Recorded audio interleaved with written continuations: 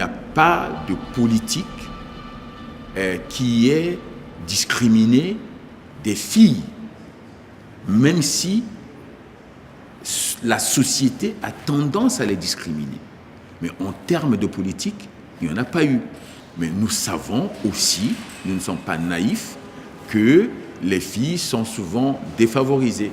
Lorsque les parents sont dans des situations financières délicates et qu'ils ont à choisir entre envoyer à l'école une fille et un garçon, souvent ils optent pour le garçon.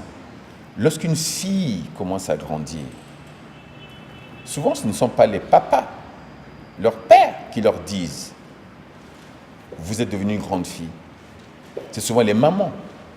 Mais quel est le message qui vient? Et souvent c'est par rapport aux ressources. Et quand c'est par rapport aux ressources, donc vous pouvez aller chercher l'argent dehors. Aller chercher l'argent dehors, donc n'hésitez pas aussi à vous donner. Ça revient à peu près à cela. C'est rarement les pères, les papas qui le font. Moi, je dirais qu'il n'y a pas d'un côté des bourreaux et de l'autre des victimes, mais il y a un système que les hommes et les femmes ont contribué à mettre en place. Les femmes, peut-être de façon passive, parce qu'elles n'ont pas réagi. Mais de façon passive. Et même de façon passive, elles participent. On parle de soumission, on parle de culture. Vous savez, la culture, c'est ce que l'on reçoit, c'est ce qui se transmet. Mais c'est ce qui se transmet aussi par l'exemple. Personnellement, je ne viens pas d'un milieu où on a appris aux femmes à se soumettre. On apprend aux filles à être elles-mêmes, mais de façon différenciée. Je vous prends un exemple. À la maison, lorsque nous grandissions, il y avait un type de travail qui était demandé aux garçons et un autre qui était demandé aux filles. Mais c'est la différence.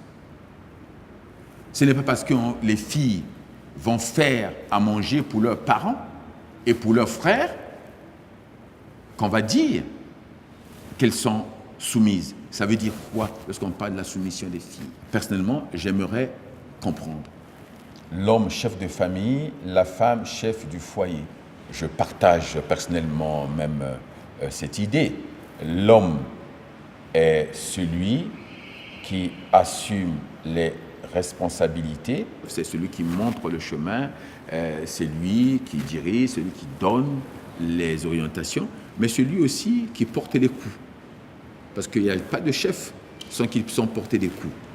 La femme, chef du foyer, c'est-à-dire que l'homme, il va ailleurs, il donne peut-être les ressources, et la femme les gère pour le bien de la famille. Pour moi, ce n'est pas contradictoire pour une femme d'assumer ses responsabilités au foyer et en même temps de travailler. Ce n'est pas contradictoire. Souvent, ça leur permet de se réaliser aussi. Vous vous réalisez en travaillant, en ayant une vie professionnelle, mais vous allez aussi, tout au long de votre vie professionnelle,